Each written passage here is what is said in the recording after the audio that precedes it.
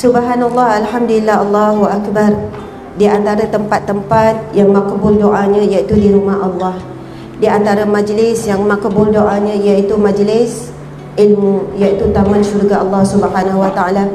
Jadi sebelum kita pergi lebih jauh, siapa yang belum iktikaf, kita masuk dalam masjid, maka sama-sama berniat iktikaf. Tak ada wuduk pun tak ada masalah, niat saja iktikaf.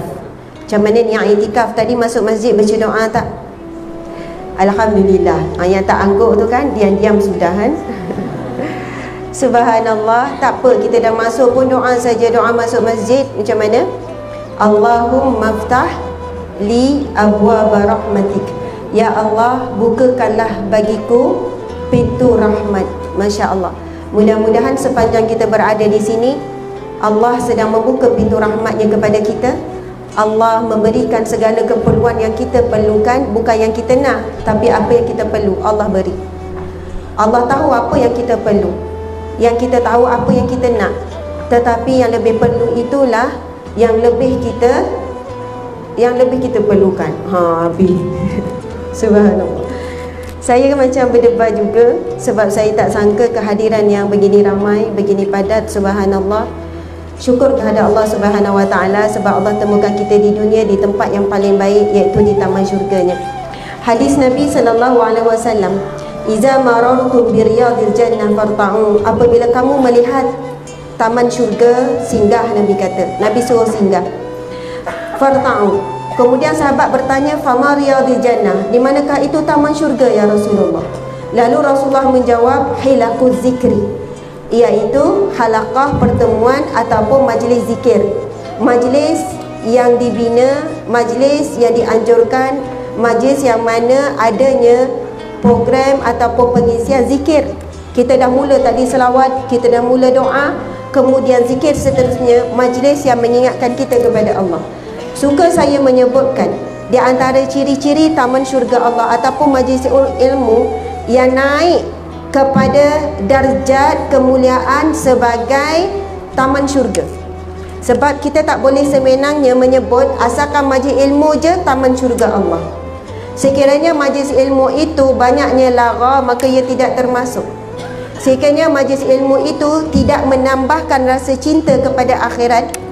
Sebab itu dalam kitab Hidayatus Salikin saya ada baca tentang para ulama menggariskan bagaimana majlis ilmu itu diangkat sebagai taman syurga Allah. Sebab itu kita kena jaga adab di majlis ilmu, sama ada yang memberi ataupun yang mendengar. Kita jaga adab sedaya upaya supaya tidak mengganggu guru. Contohnya, saya bukan guru, saya datang pun sebagai nak belajar. Tidak mengganggu orang di sebelah kiri dan kanan. Kadang pergerakan yang banyak pun mungkin mengganggu, betul kan? Kadang perbuatan kita, asyik tengok telefon pun mengganggu. Kadang perbuatan kita yang terlalu tenang sampai tersengguk-sengguk tu pun mengganggu. Kan? Ataupun terlebih faham.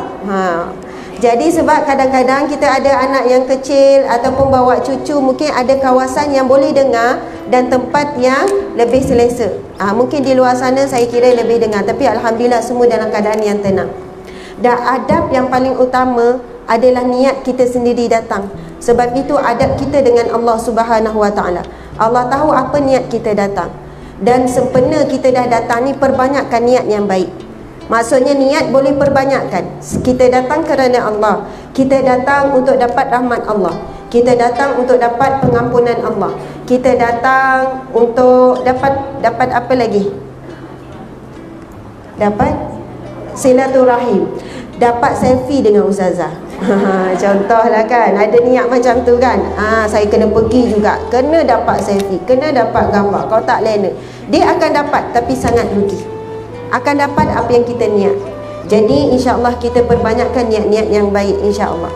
Jadi di antara tanda-tanda ciri-ciri majlis ilmu itu diangkat sebagai taman syurga Allah, para ulama menyebutkan ilmu yang disampaikan ataupun majlis yang hadir menambahkan cinta kepada akhirat melebihi cinta dunia. Maksudnya sepanjang kita berada di sini nanti, dalam fikiran kita ada banyak perkara. Tiba-tiba kita boleh let go je. Tak apalah, hutang tu tak bayar. Tiba-tiba seolahnya, tak apalah, aku maafkanlah dia. Maksudnya kita berada di majlis ini, tiba-tiba hati kita jadi terbuka hati untuk maafkan orang. kita rasa lebih tenang, kita rasa tak apalah, tak beli pun tudung kat Lazar tu kira cancel lah, ganti pada sedekah lah. Kita tak tahu apa yang ada dalam fikiran kita sekarang ni, tetapi mudah-mudahan sepanjang kita berada di sini, kita niat, kita fikir yang baik-baik, menambahkan cinta kita kepada akhirat melebihi cinta kepada dunia. Ini sangat susah sebab kita sedang berada di dunia, akhirat tak nampak lagi. Sebab itu bila berada di majlis ini saja baru kita merasakan cinta akhirat itu lebih. Kemudian majlis itu mestilah menambahkan melihat kekurangan diri berbanding kelebihan diri. Jadi saya menyeru sepanjang kuliah kita pada pagi ini, lihat muhasabah apa yang kita nak perbaiki. Mesti akan memperlihatkan kekurangan diri. Jangan pula bila balik nanti menambah sifat sombong. Balik tengok suami main handset. Bang, awak daripada tadi tengok handset. Saya 2 jam dengar ceramah. Awak bersedia tak nak dengar ceramah saya ni? Oh kan. Dia pula balik nak ceramah suami dia. Okey. Apa-apalah, mungkin kita balik nanti kita tengok orang tak pergi kuliah, kita rasa kita lebih baik dan sebagainya. Sepatutnya kesan daripada hadir majlis ilmu menambahkan kecelaan diri, melihat kekurangan diri, melihat dosa-dosa, aib diri. Muhasabah itu banyak dan tidak meninggikan diri kita. Subhanallah. Dan syarat yang ketiga, majlis ilmu itu diberkati Allah insya-Allah, menambahkan rasa rindu kita kepada pertemuan dengan Allah, pertemuan dengan Rasulullah. Maksudnya kita kena bersedia, lebih bersedia buat persiapan untuk mati. Sebab pertemuan itu tak akan berlaku tanpa melalui pintu kematian. Masya Allah. Sebab itu Nabi berpesan kan, Nabi kata orang yang paling bijak di kalangan kamu adalah orang yang membuat persiapan untuk mati. Hajah-hajah, puan-puan sekalian, dah ready ke nak mati? Oh, jangan Ustazah, jangan. Ready tak ready, bersedia atau tidak, tetap akan mati. Lebih baik bersedia. Bersedia atau tidak, pasti akan mati. Lebih baik bersedia. Tetapi kita bila ditanya bersedia tak nak mati, ui jangan, tak, ui takut. Okey, nak pergi umrah lagi seminggu, agak-agak dah siap belum barang? Dah siap kan? Sebab ustaz dah bagi tahu ini list ya, nak pergi umrah, makcik, hajah. Kalau tak cukup list ni, tak boleh pergi umrah. Paling penting pasport, contohlah kan. Kita pun ready, ada 20 checklist, penuh semua checklist 20 tu, sampai terlebih-lebih benda yang tak patut bawa pun kita bawa. Persiapan kita itu nak berpindah daripada negara ke negara. Tetapi bagaimana persiapan kita nak berpindah daripada alam ini kepada alam yang lain? Kalau kita ada tertinggal barang, pasport bawa, tertinggal barang, kita boleh beli barang tu di Mekah ataupun di Madinah.